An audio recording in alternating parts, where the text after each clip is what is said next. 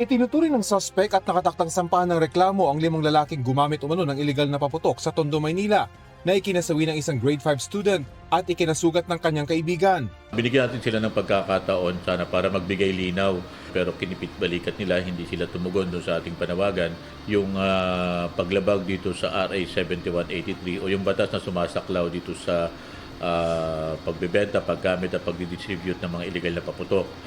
Kakakibat na rin nito yung kasong reckless imprudence resulting in homicide and serious physical injury.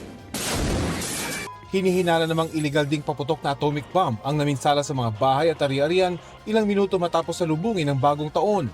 Sa Tondo rin ito nangyari kung saan 2 ang nasugatan. Nandun pa tayo sa process ng pag-iimbestiga. Patuloy namang nagpapagaling sa ospital ang 13 taong gulang na PWD na si Ronron matapos masabugan ng sinindahan niyang napulot na paputok sa Quezon City. Malabo naman po. Makulit na din, maski paano. Okay na yung makulit na makita ko. Hindi walang malay. Sumailalim na siya sa 2 major operation at kailangan ng 3 pang operasyon. Hindi na kailangan putulin ng 2 niyang paang lubhang napuruhan, pero mangangailangan pa rin daw sila ng tulong para sa bakal na ilalagay para maisalba ang kanyang binti. Ayon sa doktor ni Ronron, bagamat hindi kailangan ng dagdag na dugo para sa mga susunod niyang operasyon, kailangan mapalitan ng dugong na gamit sa inisyal na operasyon ng binatilyo. Yung patient ngayon gising naman na siya, intubated pa rin, pero maganda na yung status niya. No, nakakakain na siya, gawa ng paglagay namin ng tubo sa ilong, nagre-respond na yung pasyente. Ayon sa Philippine Red Cross, madalas dumarami ang mga nangangailangan ng dugo tuwing Enero. Bukod sa dami ng mga napuputukan, bumababa rin daw ang bilang ng mga nagdodonate ng dugo pagkatapos ng holiday season.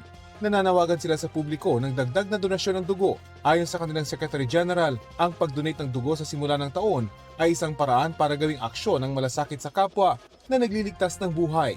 Base sa datos ng Department of Health, para sa bagong taon, umabot sa 720 ang kaso ng firework-related injury sa bansa. 18% na mas mababa ito kumpara noong isang taon. Pero dumami ang mga biktima ng disgrasya at ilang sakit. Mas marami ako nakitang heart attack at stroke at road crash victim. So, yun ang naging findings natin. Ang statistics namin, there's a 100% increase in the surveillance sites for road crash injuries. Mostly 15 to 24 years old, mga batang lalaki.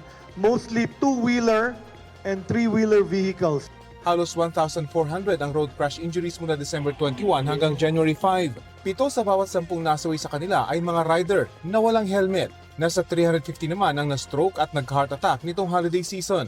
Ayon naman sa PNP, mayroong 4 na pulis na inimquest matapos masangkot sa indiscriminate firing noong Disyembre. Nakakulong. Kung nakakulong sila, hindi na sila sa sweldo because they are placed automatic leave without pay.